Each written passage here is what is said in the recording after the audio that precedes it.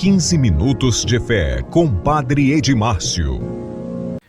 Louvado seja nosso Senhor Jesus Cristo, para sempre seja louvado. Bom dia a todos. Que bom iniciarmos mais este dia, 24 de outubro de 2020, sexta-feira, véspera do final de semana, rezando e agradecendo a Deus mais um dia, mais uma semana que Ele nos concedeu em sua bondade infinita. Ouviremos a sua palavra, meditaremos seu santo evangelho e agradeceremos a Deus tudo de bom que Ele tem nos concedido. No evangelho de hoje, Jesus chama a atenção dos seus contemporâneos, que estavam desatentos aos sinais dos tempos, pois eles sabiam interpretar os fenômenos da natureza, mas ignoravam a ação de Deus no meio deles, através de Jesus. Nós vamos conhecer um pouco da vida de São João de Capistrano, da Ordem dos Frades Menores, um religioso italiano que em 1690 foi canonizado pela Igreja Católica. São João de Capistrano é o padroeiro dos juízes, que ele interceda para que os juízes façam de fato escolhas e julgamentos justos e certos. Hoje também é dia da aviação, do aviador e da Força Aérea Brasileira. Parabéns a todos os militares, principalmente da Força Aérea Brasileira, que de fato possam manter a paz no nosso país e nos defender contra todo tipo de ameaça. Hoje também é aniversário do ex-jogador Edson Arantes do Nascimento, Pelé. E recordamos hoje também a primeiro voo que fez Santos Dumont em Paris, em 1906. Vamos então iniciar ouvindo o Santo Evangelho. Evangelho do dia.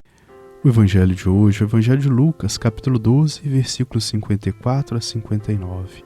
O Senhor esteja convosco, Ele está no meio de nós. Proclamação da Boa Nova de Jesus Cristo, segundo São Lucas. Glória a vós, Senhor.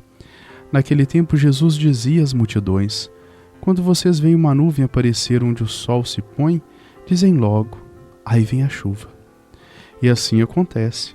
Quando sopra o vento do sul, vocês dizem: vai fazer calor. E assim acontece. Hipócritas, vocês sabem interpretar a aparência da terra e do céu. Como é que não sabem interpretar o tempo presente? Por que vocês não julgam por si mesmo que é justo? Quando, pois, você for com seu adversário o juiz, faça o esforço de entrar em acordo com ele no caminho, para que ele não arraste você até o juiz o entregue ao executor, e o executor o atire na cadeia. Eu lhe digo, daí você não sairá enquanto não pagar o último centavo. Palavra da salvação.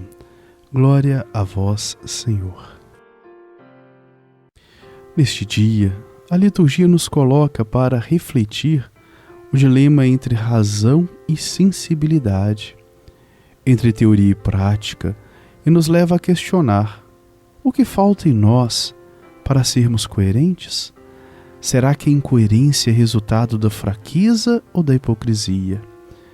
Esta e outras questões estão presentes na liturgia da palavra de hoje. Paulo diz estar ciente de que o bem não habita nele. Porém, todos nós, seres humanos, temos por natureza o bem dentro de nós. E esse bem inerente a cada um que nos torna imagem e semelhança de Deus. Por pior que seja uma pessoa, existe dentro dela uma parcela de bem, de coisas boas. Porém, por diversos fatores, esse bem pode ficar oculto ou não ser praticado. Alguns não conseguem praticá-lo por fraqueza, outros por ignorância e outros ainda por maldade. Paulo, ao afirmar: estou ciente que o bem não habita em mim, isto é, na minha carne, pois eu tenho capacidade de querer o bem, mas não de realizá-lo. Mostra que carecemos de conversão e que as nossas ações maldosas são fruto da nossa hipocrisia, como diz Jesus no Evangelho de hoje. Ele estampa uma situação vivida por muitos de nós. Não faço o bem que quero, mas faço o mal que não quero. Quantas vezes nos pegamos cometendo coisas, dizendo palavras ou tendo pensamentos que sabemos que não são corretos ou não são de nossa vontade e da vontade de Deus. Sabemos o que é certo e o que é errado, mas há algo que nos empurra para o mal, para as coisas erradas. Quando cometemos tais coisas, ficamos com a consciência pesada, porque queremos o bem e temos consciência dele, mas acabamos por fazer tudo diferente e contrário àquilo que acreditamos ou pregamos. Paulo diz que agimos desta maneira porque hospedamos o pecado dentro de nós. Em outras palavras, é o pecado da carne, ou a fraqueza da carne, como se diz no senso comum. Como pessoas de Deus, colocamos nossa confiança nele, mas nossos membros, o nosso corpo, lutam contra a fé e a razão e acabam por nos aprisionar na lei do pecado. O que nos faz agir desta maneira? Será falta de fé ou hipocrisia? Questiona Jesus no Evangelho de hoje.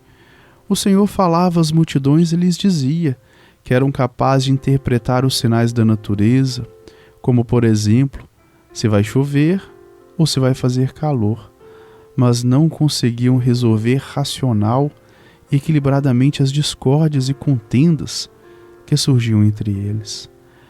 Chama-as de hipócritas, pois possuíam inteligência suficiente para fazer interpretações certeiras acerca da natureza, mas não usavam a razão para solucionar problemas sociais, emocionais, que ocorriam entre elas e que as levavam aos tribunais e a grandes aborrecimentos. A maioria dos problemas que atingem a humanidade é provocada pela ação direta ou indireta do próprio homem.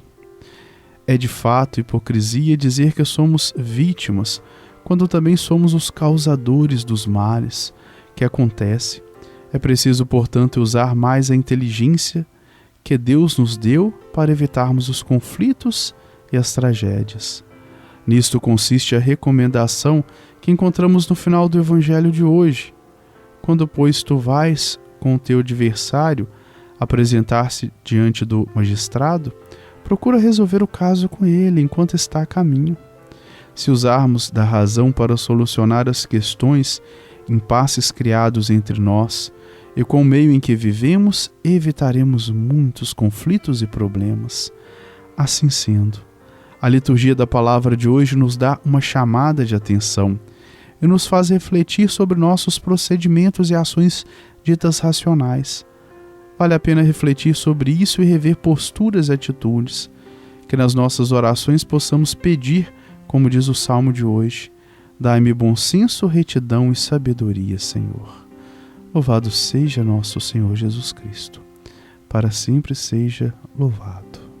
Santo do Dia. O santo do dia de hoje é São João de Capistrano. Ele fez da ação um ato de amor e do amor uma força para a ação. Por isso, muito penitente e grande devoto do nome de Jesus, chegou à santidade. João nasceu em Capistrano, na Itália, em 1386, e com privilegiado e belos talentos, cursou os estudos jurídicos na Universidade de Perusa. Juiz de direito, casado e nomeado governador de uma cidade na Itália, acabou na prisão por causa de intrigas políticas. Após a morte de sua esposa, João quis entrar numa ordem religiosa. Com este objetivo, teve João a coragem de vender seus bens, pagar o resgate de sua missão, dar o resto aos pobres e seguir Jesus como São Francisco de Assis. O superior da ordem, conhecendo os antecedentes de João, o submeteu a duras provas de sua vocação. E por tudo João passou com humildade e paciência. Ordenado sacerdote, consagrou-se ao poder do Espírito no apostolado da pregação. Viveu de modo profundo o espírito de mortificação. João de Capistrano enfrentou a ameaça dos turcos contra a Europa e a tentativa de desunião no meio da própria ordem franciscana. Apesar de homem de ação prodigiosa e de suas contínuas viagens através de toda a Europa, descalço, João foi também escritor fecundo, consumido pelo trabalho. São João tinha muita habilidade para a diplomacia. Era sábio, prudente e media muito bem seus julgamentos e suas palavras. Tinha sido juiz e governador e sabia tratar muito bem as pessoas. Por isso, 4 pontífices, Martinho V, Eugênio IV, Nicolau V e Calixto III, empregaram-no como embaixador em muitas delicadas missões diplomáticas e com muitos bons resultados. 3 vezes os sumos pontífices quiseram nomeá-lo bispo de importantes cidades, mas ele preferiu seguir sendo humilde pregador pobre e sem títulos honoríficos. Em 1453, os turcos muçulmanos propuseram invadir a Europa para acabar com o cristianismo. Então São João foi à Hungria e percorreu toda a nação pregando ao povo, incitando-o a sair entusiasta em defesa de sua santa religião. As multidões responderam a seu chamado e logo se formou um bom exército de crentes.